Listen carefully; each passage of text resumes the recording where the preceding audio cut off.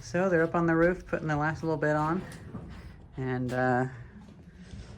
I've gotten some of most of the previous tenants' stuff out. And I figure we can clean this stuff up.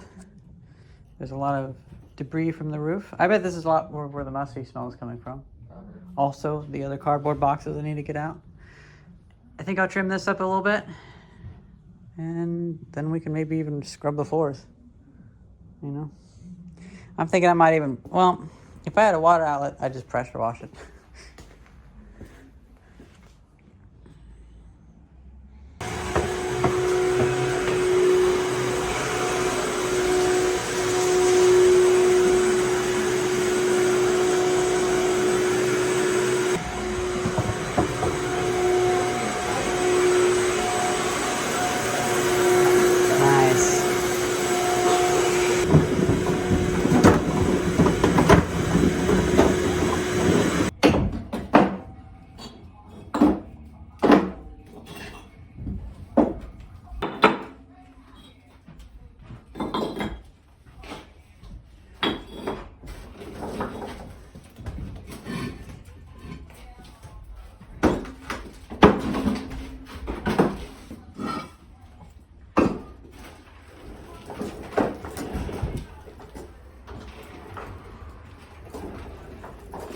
About the cart's limit, to be honest.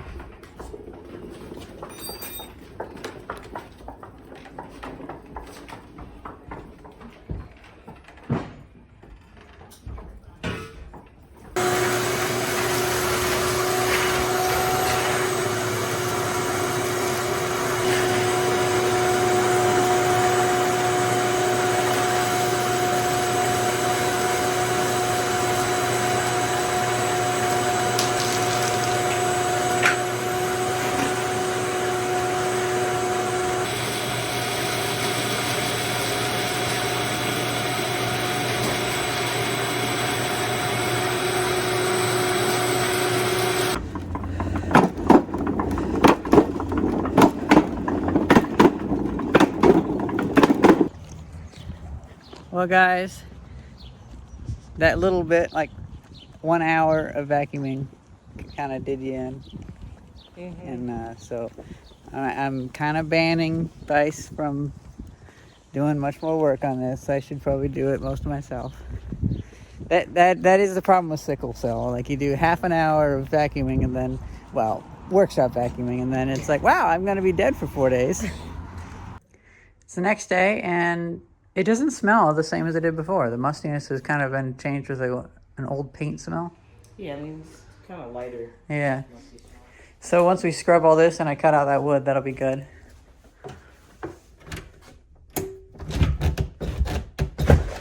This wood is, it got bent in, so I'll have to bend it back out. I've decided that I'm going to tackle the bathroom. I'm not going to let you do too much work because you'll just put yourself in a sickle cell crisis. But you'll be emotional support and my tripod. Yeah. So here you go.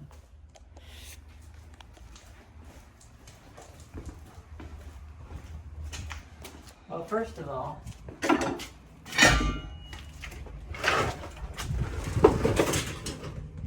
this is full of water. Shit.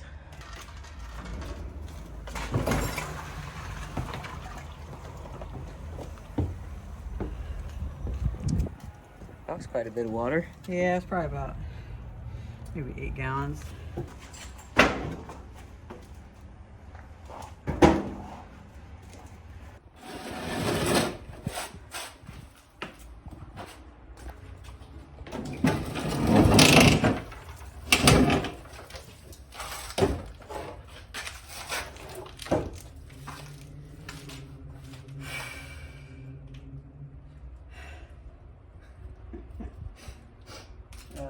Okay. Okay. Doesn't look that bad. No, it doesn't look that bad.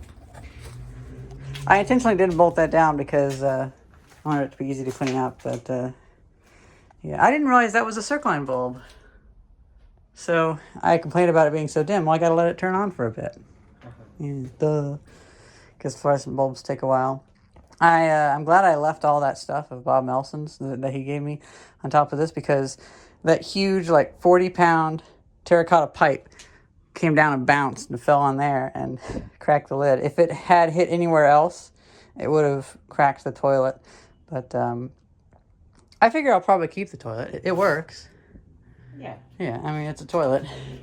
But if I hadn't had all that stuff on top of it, like boxes of nails just shot everywhere because when a 40-pound terracotta pipe comes smashing down. But that junk that Mr. Melson gave me saved the toilet. So, and that's a toilet from like what, 2005 or something like that. So that's not too bad.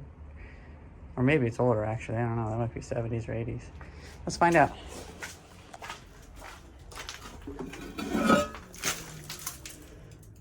Oh, do they not say on the lid anymore? 1971. Wow, I was way off. I thought that was new because it's all white. Huh. That's a lot older than I thought. That's a lot older than I thought. Then again, in the other buildings, we have ones from like the 1910s and 1920s. So yeah, I'm skewed.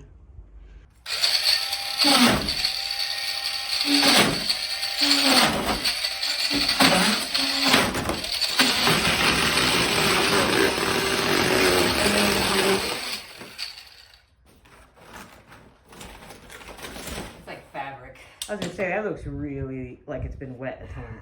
Damn. Ew. Oh. It might be insulation. Oh no. I don't know. Hazmat.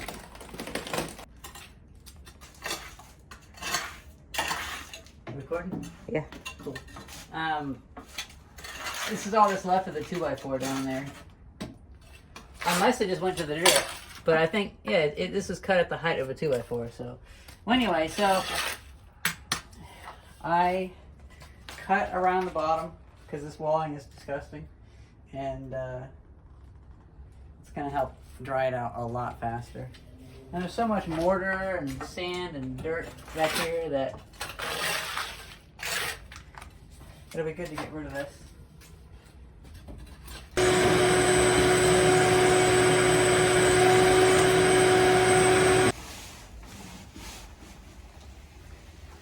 So I'm just bleeding the system, and it's funny, even with the 35 or 40 psi water pressure, it is pushing the thing around, and look at all that dirt coming out. Yeah. Okay, now we're going to turn this on.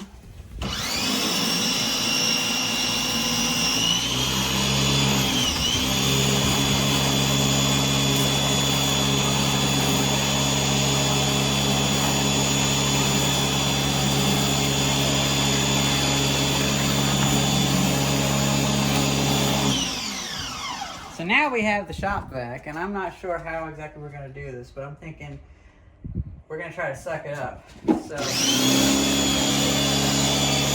okay, you want to turn it on?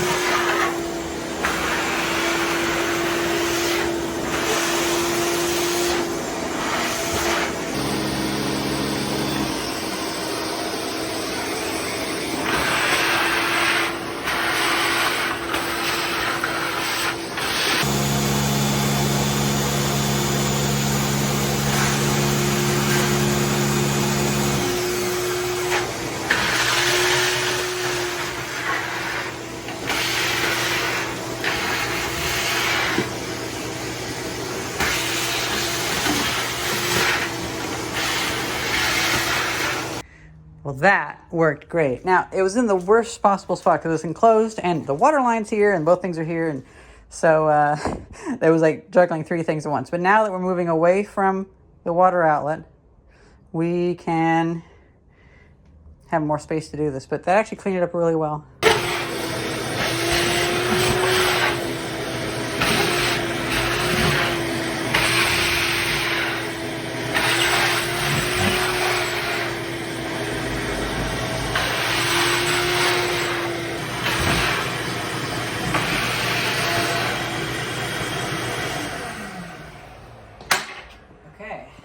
You know what's funny is when you wet this and scrub it, it looks the same color as the dry dirty. So that means it's probably gonna be a lot lighter Yeah. once it dries. Okay, I feel like We should it's probably like up to empty. here, so it's about half full. I should probably We should empty it. do that. I'll take it out front and dump it out.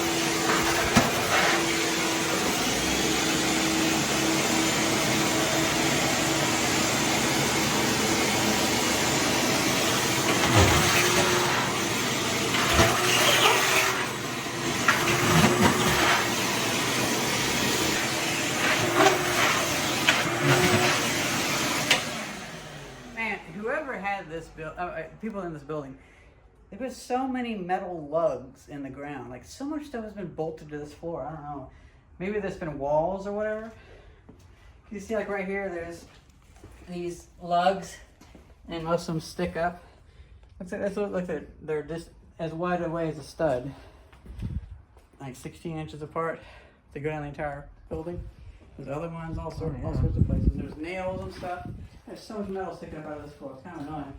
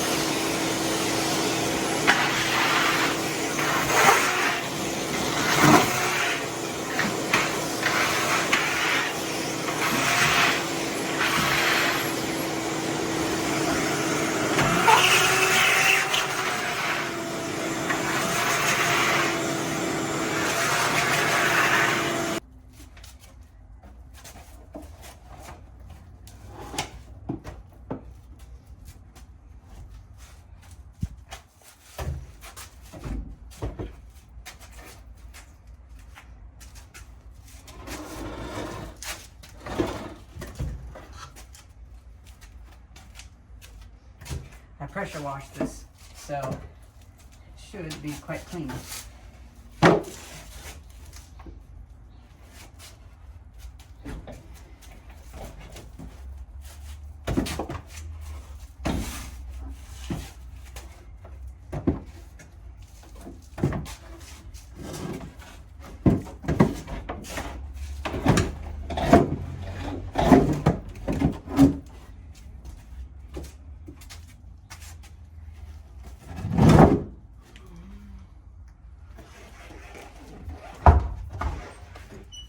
Oh, it's much better. Well, that's pretty much it. I left a few things back here, but I don't really care. And I think that's a really good place, kind of like where we left off.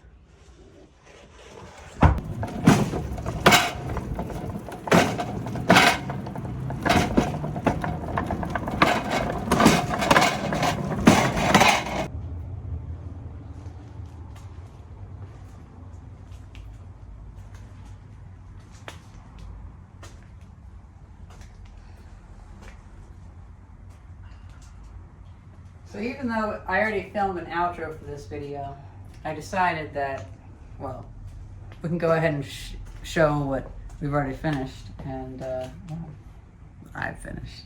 I didn't let Pice do any more work because I didn't want her to get a sickle cell crisis. But I moved this here, and then, you want to show? Because, you know, I've just been working hard on this. I can't think like what's actually changed, but you definitely know what's changed. This is the welding area. I got my LCQ Deca XP Plus liquid chromatograph welding table. It's very popular with some people that were bio students, or whatever the term is. This area is going to be where the table sawing, and I'm going to put up some plastic to stop the sawdust, and also some wood storage. But some of the wood I was able to put into the shelves, and then this set of shelves I got over from the other building. This will be for tools, and maybe over here I'll have an area. I might move the anvil over here, but I don't really know. This will probably go in the other buildings because we have a loft that we can store stuff in. But whenever I put panels up on this roof, I don't want them to accidentally puncture the roof, so I'll probably put this down first and then put the panels on. Because I'm not going to mount the panels, I'm just going to set them on the ground. But I don't want them to just be poking into the brand new roof. And yeah, that's pretty much that. Yeah. Oh, and I took a torch to some of the valves and I got them open. This one I didn't have to do a torch on, but I was able to do that. So now we have water there, and that works fine. And you don't feel like being on camera, do you? I'm tired. Okay, then get behind me. Well, I will. Okay. What? Eventually. You getting in? Okay. Eventually. Can you come over here now so I can show? Yeah. Okay. Because I don't want to show you on camera if you don't feel like being on camera, because I know how that feels. I don't know if this table's going to stay here. That's maybe a bad idea. And this, you know, it's funny. I was going to make a paint booth, but then I realized my neighbors across the street, they're going to be making like paint booths. And, well, they don't have one yet. They could use a small one. So I offered this to the neighbors as a small paint booth / powder coating oven. And they liked the idea. And I was just about to take it over to them, but then I realized, hey, wait a minute. How about I build it into a powder coating oven and then sell it to you guys? And David, he was all like, oh yeah, less for me to do.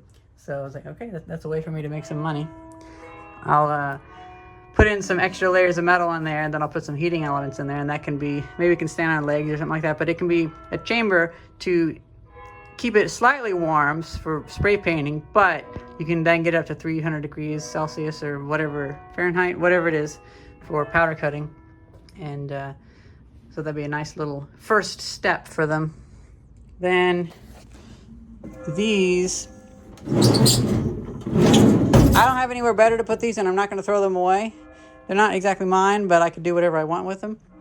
I'm thinking this little server rack, if it doesn't sell, this is going to be the solar panel work area, and I have a rack-mounted 48-volt battery that can go here. That's one of the reasons.